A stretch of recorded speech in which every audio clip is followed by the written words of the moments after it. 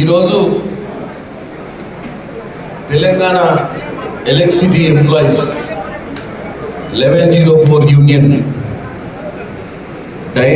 Power diary ఆవిష్కరణ కార్యక్రమానికి మా అందరికి మార్గదర్శకుడు, నా పార్లమెంట్కి మా ఎంపీలందరికీ కన్వీనర్ మల్లురవి గారు నాకు ఫోన్ చేసిన చాలా కార్యక్రమాలు ఉన్నాయి. ఈరోజు పొద్దున శాలిగౌరవం, తర్వాత మునుగోడు, తర్వాత ఇవన్నీ చూసుకుంటూ ఇవాళ మా మార్కెట్ కమిటీ చైర్మన్ నా సొంత మండలంలో ఇవాళ ప్రమాణ స్వీకారం ఉండే. తర్వాత మొట్టమొదటిసారిగా మా కోమటిరెడ్డి రాజగోపాల్ రెడ్డి గారు ఏదో రివ్యూ కార్యక్రమం పెడతాం, వల్ల అక్కడికి వెళ్ళినా కానీ ఇక తప్పదు. ప్రోటోకాల్ ప్రకారం మా అన్న పిలిచేది ఇక రాకపోతే మళ్ళీ మాకు ఏమైనా శిక్షలు విధిస్తారేమో భయానికి. అంటే నా పార్లమెంట్కి ఫస్ట్ టైం వచ్చి యాదగిరి లక్ష్మీనరసింహ స్వామి దర్శనం చేసుకొని ఏడవండు మా చామల కిరణ్ కుమార్ రెడ్డి మా యువ నాయకుడు అంటే అన్న ఎట్టి పరిస్థితుల్లో ఆఖరి నిమిషానికైనా బేర టచ్ చేస్తా అని చెప్పిన, వచ్చిన బేర టచ్ చేసిన. మీ అందరికి కూడా కలిసే భాగ్యం కూడా కలిగింది నాకు. ఎందుకంటే మీరందరు కీలకమైనటువంటి యూనియన్, అంటే 75 సంవత్సరాలు ఉన్నటువంటి యూనియన్ మీది. 75 సంవత్సరాల చరిత్ర కలిగిన యూనియన్. ఈరోజు కాంగ్రెస్ ప్రభుత్వం, ముఖ్యంగా ఈరోజు ఈ కార్యక్రమానికి విచ్చేసిన మిగతా పెద్దలు కోదండ రెడ్డి గారు, ఎమ్మెల్సీ గారు, మీ అందరికీ తెలుసు ఆయన పాత్ర ఉద్యమ సమయంలో. ఈరోజు మనం నీళ్లు నిధులు నియామకాల నినాదంలో తెచ్చుకున్న తెలంగాణకు ఆయన చేదోడు ఎంతుందో ఈరోజు మీరు ఇక్కడ వినతి పత్రం కూడా ఇచ్చిర్రు. చూసిన వినతి పత్రం కొద్దిగా చదివిన, దీంట్లో చాలా అంశాలు మీరు కోమటిరెడ్డి వెంకటరెడ్డి గారిని అడ్రస్ చేస్తూ 16 అంశాల మీద మీరు వినతి పత్రం ఇచ్చిర్రు. డెఫినెట్గా కోదండ రెడ్డి గారు, మల్లురవి గారు వీళ్ళు ముందుగా ప్రోగ్రాంలు వచ్చిండ్రు. మీరు మాట్లాడేటప్పుడు మీ సమస్యలన్నింటి మీద వారికి అవగాహన కూడా వచ్చి ఉంటుంది.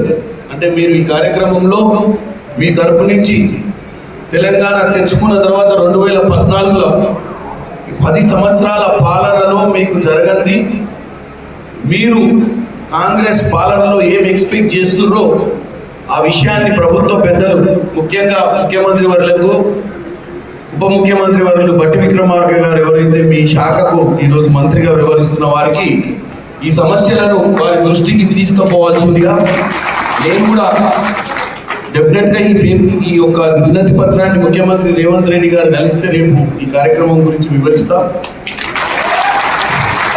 ఎందుకంటే మనం ఎంతో ఆశతో, ఎంతో కోరికతో కాంగ్రెస్ ప్రభుత్వమే పేదల ప్రభుత్వం, కాంగ్రెస్ ప్రభుత్వమే బడుగు బలహీన వర్గాలకే కాకుండా ఇలాంటి యూనియన్స్ గతంలో ఏదున్న సమస్యలు పరిష్కార దిశగా ముందుకు పోతుంది. ఎందుకంటే ఒంటెత్తు పోకడ పోదు, ప్రజాస్వామ్యం మీద నమ్మకం ఉన్నటువంటి పార్టీ. ఎందుకంటే గాంధీ, ఇందిరాగాంధీ, రాజీవ్ గాంధీ, పివి నరసింహారావు లాంటి వారు సంస్కరణ తీసుకురావడం వల్లనే భారతదేశంలో ఈ పిఎస్యులు అన్నీ కూడా ఈరోజు ఉన్నాయి.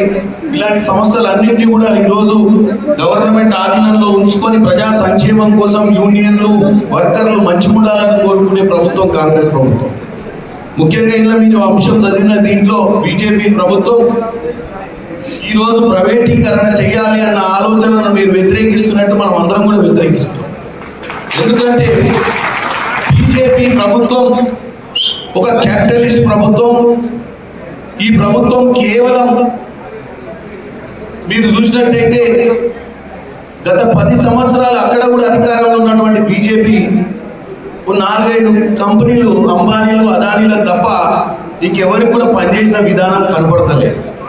ప్రతిదీ కూడా వాళ్ళ చేతికిచ్చి ఈ దేశాన్ని ఒక నలుగురితో నడిపించాలన్న ఒక ఆలోచననే మనకు క్లియర్గా కనపడుతుంది ఈ మోడీ పరిపాలన ఏ దిశగా ముందుకు పోతుందో. కాబట్టి ఇంకా చాలా విషయాలు పెద్దలు మాట్లాడుంటారు. అలాగే ఇక్కడికి ఈ కార్యక్రమానికి ముఖ్యంగా పెద్దలు వెంకటేశ్వర్లు గారు, అలాగే సాయిబాబు గారు, ముఖ్యంగా మీకు నా కృతజ్ఞతలు. నన్ను ఇక్కడ ఆహ్వానించినందుకు మీ యొక్క ఈ వినతి పత్రాన్ని నా ఎప్పటి తీసుకెళ్ళి డెఫినెట్గా దీని మీద చర్చ మాట్లాడతాం. ఎందుకంటే మా మల్లురవి గారు కూడా నాకు తెలిసి మా ముఖ్యమంత్రి గారిని మల్లురవి గారు వారానికి 5 సార్లు కలుస్తారు.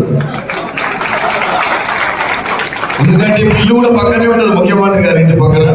కాబట్టి ఈ మేమిద్దరం ఇక్కడికి వచ్చిన విషయాన్ని, ఇక్కడ ఏదైతే ముఖ్య అంశాలు ఉన్నాయో వీటిని డెఫినెట్గా ముఖ్యమంత్రి గారి దృష్టికి తీసుకెళ్ళి, అలాగే ఇంకొక విషయం ఏంటంటే బట్టి విక్రమార్క గారైనా మల్లురవి గారైనా ఒకటే, ఎందుకంటే సొంత అన్నదమ్ములు కావచ్చు.